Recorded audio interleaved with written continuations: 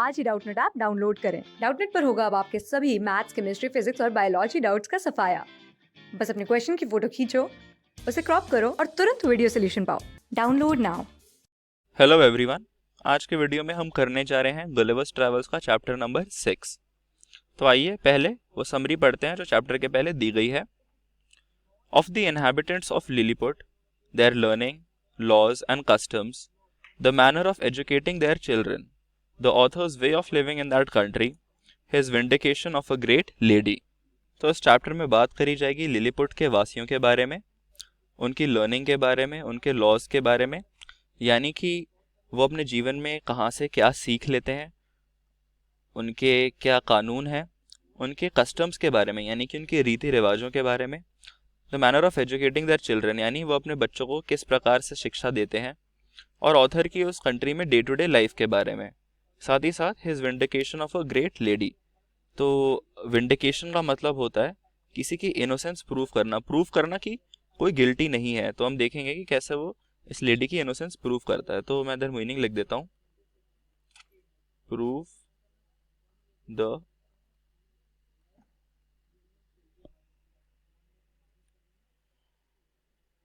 Innocence. तो आइए अब हम चैप्टर पढ़ते हैं। Although I intend to leave the description of this empire to a particular treatise, yet in the meantime I am content to gratify the curious reader with some general ideas. तो Gulliver कहता है कि इस nation का जो detail description है वो एक अलग से बुक में लिखेगा। तो ट्रीटाइज एक बुक को कहते हैं।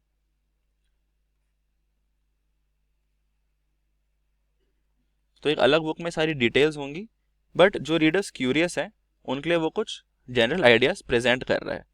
तो he is content to gratify the curious reader. तो ग्रेटिफाई का मतलब है, जैसे कि हमने पहले भी देखा है, सेटिस्फाई।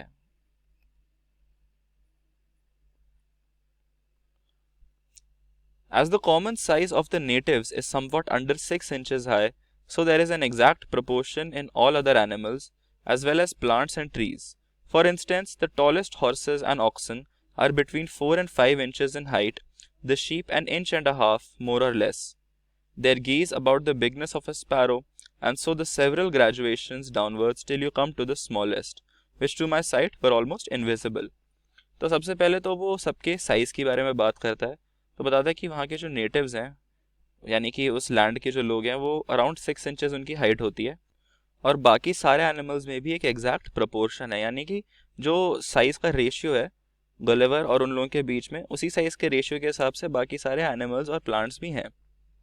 तो वो बताता है कि जो टॉलेस्ट हॉर्सेस हैं और ऑक्सन है यानी कि जो सबसे बड़े घोड़े हैं और जो भैंस हैं, उनकी हाइट है कुछ 4 से 5 इंच तक।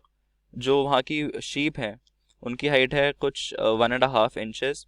जो वहाँ के गीज हैं, तो गीज एक टाइप ऑफ बर्ड होता है जो स्विम भी करता है, उसकी हाइट है, उसका साइज़ है एक स्पैरो के बराबर।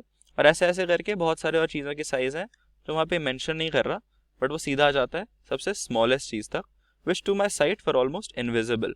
तो बोलता है कि ये जो छोटी वाली चीज़ें हैं, सबसे छोटी जो चीज़ें हैं वो मुझे तो ऑलमोस्ट इनविजिबल लग रही थी, but nature has adapted the eyes of the Lilliputians to all objects proper for their view. But जो लिलीपुट के लोग हैं उनकी आइज एडजस्ट हो चुकी है अपने प्रोपोर्शन के हिसाब से उतनी छोटी चीजें उतनी ध्यान से देख पाने का। They see with great exactness but at no great distance. तो बोला गया उनको चीज़ों में बहुत छोटी छोटी बारीकियां भी नजर आती हैं, बट जो उनका फील्ड ऑफ व्यू है यानी जितनी डिस्टेंस तक वो देख पाते हैं वो ज़्यादा नहीं है। And to show the sharpness of their sight towards objects that are near, I have been much pleased with observing a cook pulling a lark which was not so large as a common fly. तो बताता है कि आपको explain करने के लिए कि इनकी आंखें कितनी ज़्यादा डिटेल में देख सकती हैं, मैं आपको बताता हूँ कि मैंने एक बार एक कुक को देखा, यानी कि एक शेफ़ को देखा, जो एक लार्क एक बर्ड का नाम होता है, उसको रेडी कर रहा था प्रिपेयर करने के लिए। तो मैं इधर लिख देता हूँ, lark is a type of bird. और वो बताता है कि ये जो लार्क था उसका साइज था एक कॉमन फ्लाई जितना, यानी कि एक मक्खी जितना। And a young girl threading an invisible needle with invisible silk. तो वो बता रहा था कि फिर उसने एक छोटी लड़की को देखा जो एक इनविजिबल नीडल में एक इनविजिबल सिल्क का धागा डाल रही थी, यानी कि वो सारी चीज़ें गुलिवर को नज़र भी नहीं आ रही थी, बट ये लोग ये टाइनी टाइनी चीज़ें भी देख पाते थे। Their tallest trees are about 7 feet high. I mean some of those in the Royal Park, the tops whereof I could but just reach with my fist clenched. तो बताता है कि उनके जो सबसे लंबे पेड़ थे वो अराउंड 7 फुट की हाइट के थे, और ये वाले बड़े वाले पेड़ सिर्फ रॉयल पार्क में उनको मिलते थे। और बताता है कि इनकी जो हाइट थी वो ऑलमोस्ट उतनी थी जितना वो एक मुट्ठी बनाएगा तो उसकी मुट्ठी का जितना साइज होगा। तो क्लेंच्ड का मतलब एक मुट्ठी बनाना। The other vegetables are in the same proportion but this I leave to the reader's imagination. फिर वो बोलता है कि इसी रेशियो के हिसाब से भी बाकी सारे वेजिटेबल्स वगैरह की साइज थी, बट वो डिटेल्स हमारी इमेजिनेशन के लिए छोड़ देगा। I shall say but little at present of their learning, which for many ages has flourished in all its branches among them, but their manner of writing is very peculiar, being neither from the left to the right like the Europeans, nor from the right to the left like the Arabians, nor from up to down like the Chinese, but aslant, from one corner of the paper to the other like ladies in England. तो बताता है कि उनकी learning के बारे में तो वो भी ज़्यादा नहीं बताएगा, बट उसको इतना पता है कि बहुत सारे सालों के ऊपर वो काफ़ी ज़्यादा फ्लरिश कर गई है उनकी लर्निंग, उनके बहुत सारे अलग अलग ब्रांचेस में, यानी कि बहुत सारे अलग अलग फील्ड्स में उनको बहुत ज़्यादा जानकारी है चीज़ों के बारे में। बट उनका जो लिखने का ढंग है वो बहुत ज़्यादा पेक्यूलियर है, यानी बहुत ज़्यादा स्ट्रेंज है।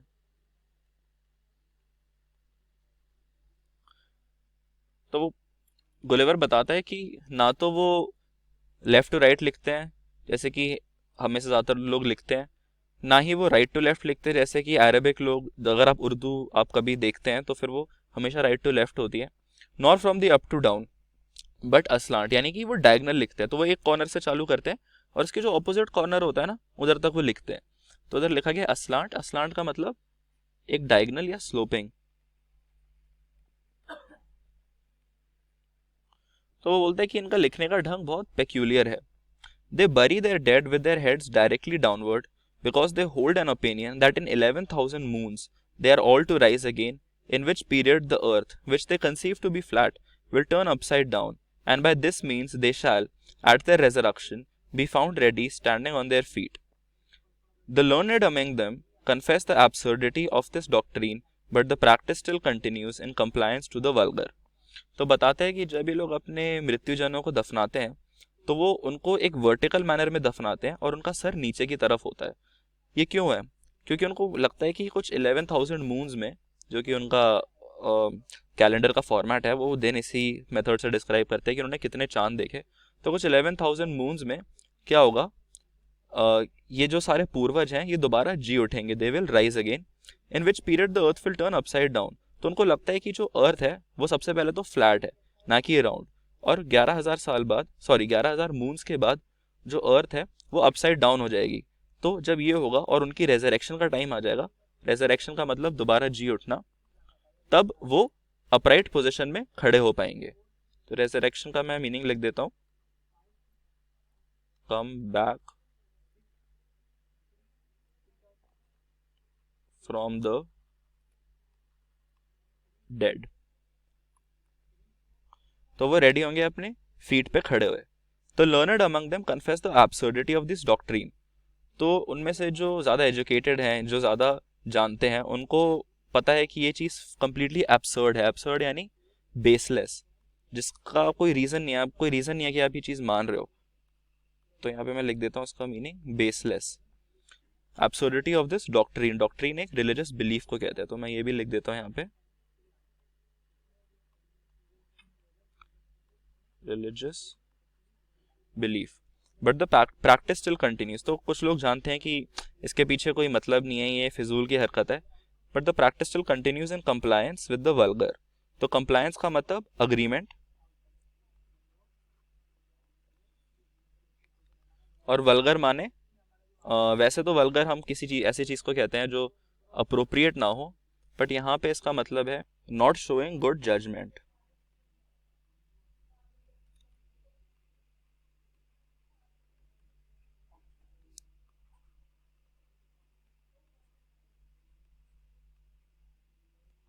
तो एक तरीके से कहा जा रहा है कि ये काफ़ी मूर्खता भरी हरकत है, बट ये लोग फिर भी इसमें मानते हैं।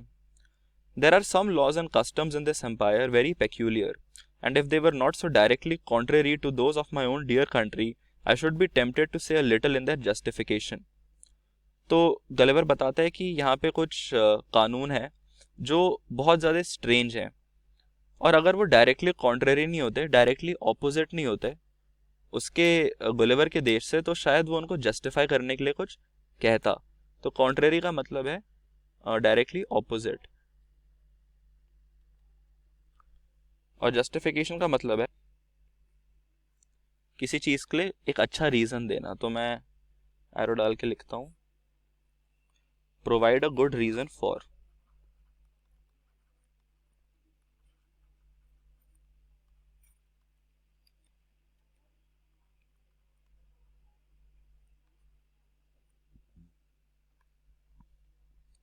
It is only to be wished they were as well executed. तो बताता है कि लॉज तो बहुत अजीब से हैं, बट ये भी है कि वो अच्छे से एग्जीक्यूट नहीं होते। एग्जीक्यूट मतलब to put something in motion, किसी चीज़ को करना is like executing something. The first I shall mention relates to informers. तो सबसे पहले वो जो लॉ बताने वाला है वो है खबरियों के लिए, जो सीक्रेट जासूस आते हैं किसी नेशन के बारे में वाइटल इन्फॉर्मेशन लेने के लिए। All crimes against the state are punished here with the utmost severity. तो बताया जा रहा है कि जो स्टेट के अगेंस्ट क्राइम्स करता है उसको सबसे खतरनाक तरीके से पनिशमेंट दिया जाता है।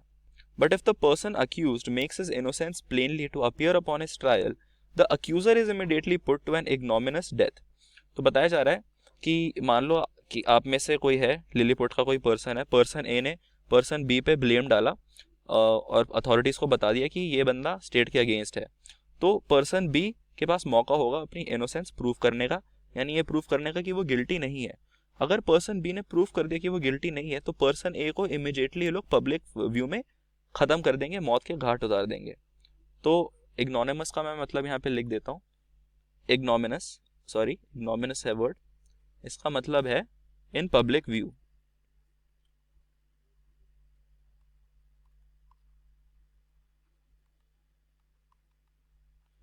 तो जिस बंदे ने केस फाइल करा था उसको सीधा मौत की सजा दे दी जाएगी। And out of his goods or lands, the innocent person is quadruply recompensed for the loss of his time, for the danger he underwent, for the hardship of his imprisonment, and for all the charges he has been at in making his defense. तो क्या बताया गया है कि ये तो हो ही जाता है, उसके बाद इसकी भरपाई करने के लिए, तो रिकम्पेंसेट करने का मतलब किसी की भरपाई करना। तो जो पर्सन जिसने उनको अक्यूज करा था रॉन्गली, उसकी जो गुड्स और लैंड्स है, यानी उसका सामान और उसकी जो खेत वगैरह होंगे वो सारे ले लिए जाते हैं, और जो पर्सन अपनी इनोसेंस प्रूव कर चुका है उसको क्वाड्रुपली यानी 4 गुना से उसकी भरपाई होती है। तो क्वाड्रुपल का मतलब है 4 टाइम्स, और रिकम्पेंस का मतलब है मेक अमेंड्स यानी भरपाई।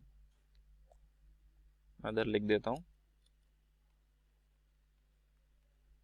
Make amends for a loss. तो उसकी चीज़ें भी ले ली जाती हैं और इनोसेंट बंदे को दे दी जाती हैं। If that fund B deficient, यानी डेफिशिएंट का मतलब कमी रह जाना, तो अगर उस बंदे के सामान में कमी रह जाएगी, it is largely supplied by the crown, तो उस बंदे को कंपेंसेशन तो मिलेगी इनोसेंट वाले को, और अगर कमी रह गई उसके अक्यूज़र के फंड्स में, तो जो क्राउन है यानी कि जो राजा की अपनी खुद की ट्रेजरी है, वहाँ से वो उस बंदे को सप्लाई करेगा।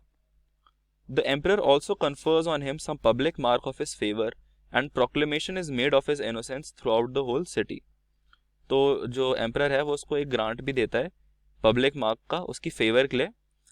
पब्लिक मार्क यानी एक ऐसा चीज़ जो हमारी सोसाइटी में रिकॉग्नाइज हो सकती है, ताकि नॉर्मल पब्लिक भी समझ सके कि इसके साथ क्या हुआ है। And a proclamation is made, proclamation यानी एक ऑफिशियल स्टेटमेंट इशू करी जाती है जो पूरे सिटी को बता दिया कि ये बंदा इनोसेंट है। तो मैं यहाँ पे प्रोक्लेमेशन का मीनिंग लिख देता हूँ, एन ऑफिशियल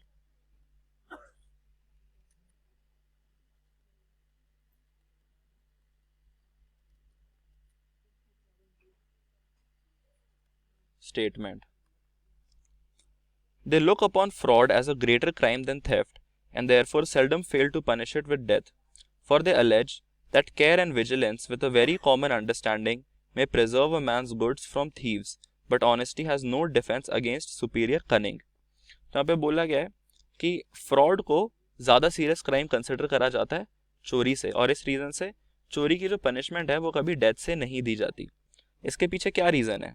बोला गया है कि अगर कोई बंदा अपने चीज़ों का ख्याल रखेगा केयर और विजिलेंस के साथ, केयर तो मतलब ध्यान रखना और विजिलेंस का मतलब लुकिंग आउट फॉर डेंजर, यानी खतरे की फिराक में रहना, खतरे के लिए रेडी रहना।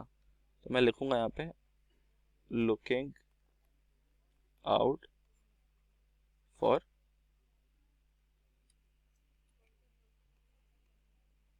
डेंजर। तो प्रॉपर केयर और विजिलेंस के साथ कोई भी इंसान अपने गुड्स को बचा सकता है, प्रिजर्व यानी उसको सेफ रखना।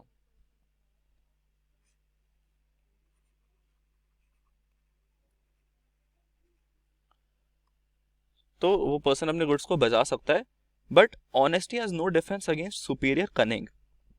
तो बोला गया है कि चालूपन के लिए कोई डिफेंस नहीं है कि आप सच बोल दो, यानी कि पहले तो अगर आपको फ्रॉड करना है तो आपको थोड़ा सोचना पड़ेगा, आपको थोड़ी चालूगिरी दिखानी पड़ेगी।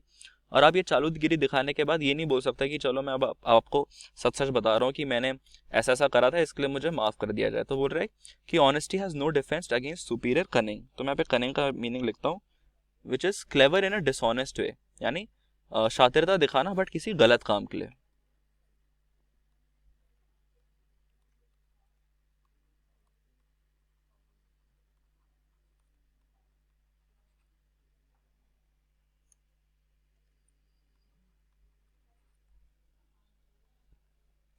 And since it is necessary that there should be a perpetual intercourse of buying and selling and dealing upon credit, where fraud is permitted and connived at, or has no law to punish it, the honest dealer is always undone and the knave gets the advantage.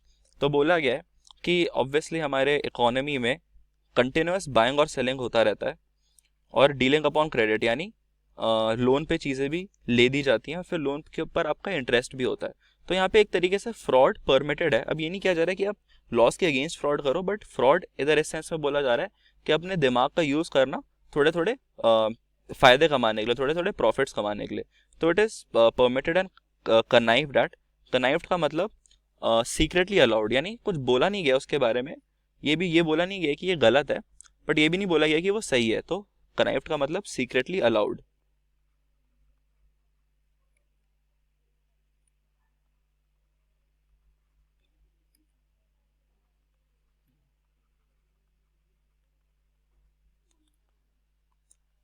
तो बोला गया है कि ऐसी चीज़ें तो होती रहेंगी और इसको पनिश करने के लिए कोई लॉ नहीं है।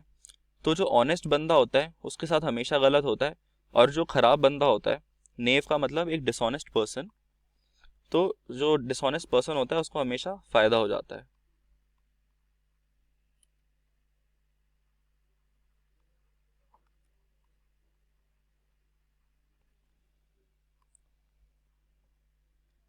तो इसी रीजन से ये जो लॉज हैं फ्रॉड के अगेंस्ट वो इतने ज़्यादा स्ट्रिक्ट हैं। I remember when I was once interceding with the emperor for a criminal who had wronged his master of a great sum of money, which he had received by order and ran away with, and happening to tell his majesty by way of extenuation that it was only a breach of trust, the emperor thought it monstrous in me to offer as a defense the greatest aggravation of the crime, and truly I had little to say in return, farther than the common answer that different nations had different customs, for I confess I was heartily ashamed. तो Gulliver बताता है कि एक बार वो intercede कर रहा था एक एम्परर के साथ on behalf of a criminal. तो इंटरसीड का मतलब इंटरवीन करना ऑन बिहाफ ऑफ अनदर। अब मैं लिखता हूँ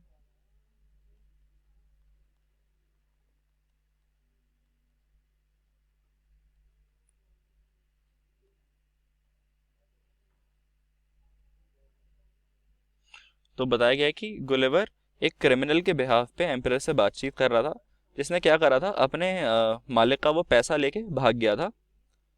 और फिर वो मैजेस्टी को बताता है कि इसमें इसका जो ही क्राइम है वो बस ये है कि इसने अपने मालिक का भरोसा तोड़ा है। तो ब्रीच का मतलब उसको तोड़ देना, तो breach of trust, and the emperor thought it monstrous. तो कहा जा रहा है कि गुलिवर तो बोलता है अपने राजा को कि देखो इसकी बस इतनी सी गलती है कि इसने भरोसा तोड़ा है। और जो एम्परर होता है वो बोलता है कि ये तुम कैसे कह सकते हो, यही तो इसकी सबसे सीरियस गलती है। तो यहाँ पे वर्ड है एक्सटेनुएशन, जो कि है लेसन द सीरियसनेस। तो यहाँ पे गलिवर ने इसके क्राइम की सीरियसनेस राजा के सामने कम करने की कोशिश करी, ये बोल के कि इसने बस भरोसा तोड़ा है, चोरी उतनी बड़ी चीज़ नहीं है, मतलब चोरी ज़्यादा बड़ी चीज़ है, बट इसने मेन जो चीज़ करी है वो है भरोसा तोड़ना। तो मैं यहाँ पे लिखता हूँ लेसन द